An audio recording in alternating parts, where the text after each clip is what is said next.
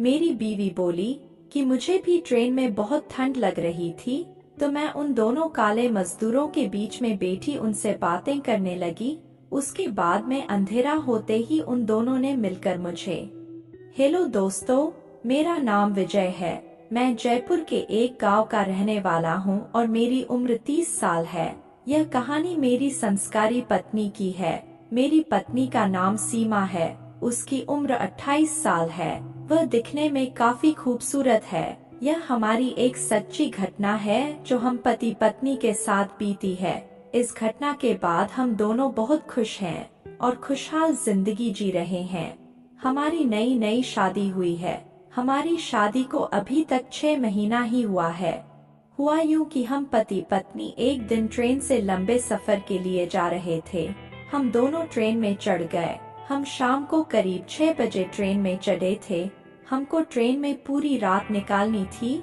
Train में बहुत भीड़ थी। हमें अंदर बैठने के लिए कहीं भी जगह नहीं मिली थी।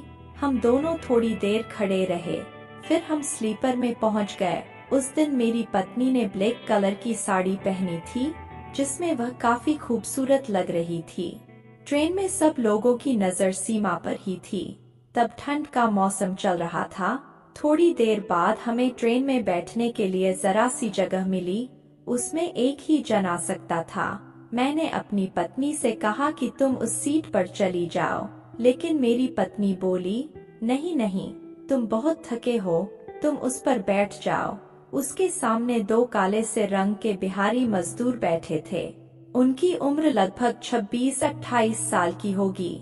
मैंने उनसे कहा, आप मेरी पत्नी को आपकी बर्थ में थोड़ी जगह दे दो। मजदूर बोला, कोई बात नहीं, आप भाभी जी को यहीं बर्थ में बैठने दो। मैं और मेरा दोस्त भी एडजस्ट करके इसी बर्थ में सो जाएंगे। मुझे मजदूर बहुत अच्छे स्वभाव का लगा, इसलिए मैं खुश हो गया। मेरी पत्नी भी खुश होकर उसकी बर्थ पर उनके साथ बैठ गई। दोस्तों, ठंड का मौसम था और ठंड भी बहुत लग रही थी। रात भी गहरी हो गई थी। धीरे धीरे कब आँख लग गई मुझे पता ही नहीं चला। रात के करीब 1 बजे मेरी नींद खुली। तब पूरी ट्रेन में सन्नाटा सा था। सन्नाटे के बीच कुछ अजीब सी आवाजें आ रही थी। पहले तो मैं कुछ समझा नहीं, लेकिन जब मेरी नजर सामने वाली बर्थ पर गई तब मैं एकदम से डर गया। मेरी पत्नी उन दोनों मजदूरों के साथ जस्ट चिल कर रही थी। यह देखकर मुझे बहुत गुस्सा आ रहा था। दोस्तों, यह नजारा देखकर मैं बहुत ही ज्यादा हैरान हो गया था कि यह मेरे सामने ही क्या हो रहा है। मेरी पत्नी को आज यह क्या हो गया? जो मुझसे बहुत प्यार करती थी, वह आज 2 पराये मर्दों के साथ जस्ट चिल कर रही है। मुझे यह बात बार बार समझ से बाहर हो रही थी कि मेरी पत्नी जैसी एक संस्कारी औरत, जो मुझसे ही शर्माती है, वह कैसे आज 2 पराये मर्दों से नहीं शर्मा रही। यहाँ सब लोगों को पता न चल जाए, इसलिए मैं कुछ बोल नहीं पाया और दुबका हुआ यह सब देखता रहा। थोड़ी देर में ही वो दोनों काम पूरा करके करवट बदल कर सो गए। मेरी पत्नी भी धीरे से टॉयलेट में जाने के लिए खड़ी हुई। जैसे ही वह टॉयलेट की तरफ गई तो मैं भी उसके पीछे चल दिया। मैं उसके पीछे चुपचाप चल रहा था।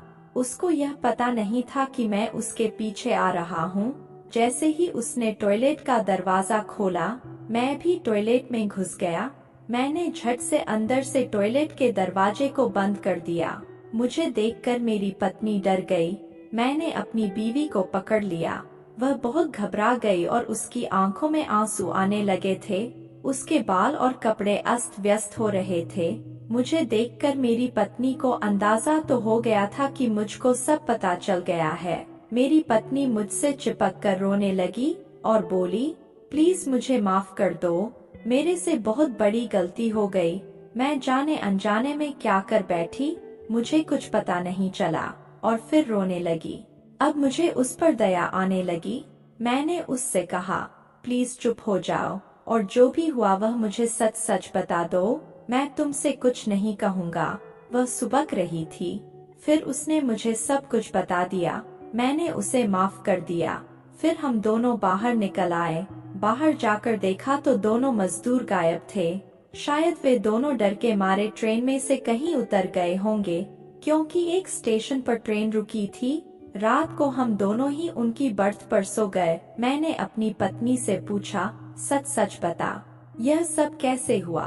मेरी पत्नी मेरे सामने मुस्कुराकर बोली, जब हम दोनों घर पर जाएंगे तब मैं आपको पूरा राज बताऊंगी। ट्रेन के सफर के बाद हम दोनों घर आ गए। फिर उसने मुझे घर आकर अपनी कहानी बताई। वो बोली, मैं जैसे ही बर्थ में चढ़ गई तो उसने मुझे हाथ पकड़कर चढ़ने में मदद की। यह आपने अंधेरे के कारण नहीं देखा था कि उसने मुझे हाथ से सहारा दिया था। मैं ऊपर चढ़कर उन दोनों के बीच में बैठ गई। जब कुछ देर बाद आप जैसे ही सो गए, उस मजदूर ने मुझसे बातें करना शुरू कर दी। वह मुझसे कहने लगा, भाभी जी आप बहुत खूबसूरत लग रही हो। मैंने उससे कहा, अरे ऐसा मत कहो, कहीं मेरा पति सुन ना ले। यह सुनकर शायद उस मजदूर ने मेरी कामना को समझ लिया था। वह मुझसे बोला, सच बता रहा हूँ भाभी जी, आज तक मैंने आपकी जैसी खूबसूरत औरत नहीं देखी है। मैंने भी मुस्कुरा कर कह दिया कि बस करो, अब कितना मक्खन लगाओगे। दोनों मुझसे मीठी मीठी बातें करने लगे। मुझे भी ठंड में गर्मी का एहसास होने लगा। मैं भी उन दोनों के बीच में बैठी बातें करने लगी। उसके बाद में वह सब कुछ हुआ जो आप लोग सोच रहे हो। सीमा की बातें सुनकर मुझे उससे कोई नाराजगी नहीं थी, इसीलिए मैंने उसको नहीं डांटा। आज हम पति पत्नी एक दूसरे से बहुत खुश है और मस्त लाइफ जी रहे हैं। दोस्तों, आपको मेरी ये कहानी कैसी लगी कमेंट करके जरूर बताएं। वीडियो पसंद आई हो तो वीडियो को लाइक और शेयर करें। और अगर हमारे चैनल पर पहली बार आए हो तो चैनल को सब्सक्राइब जरूर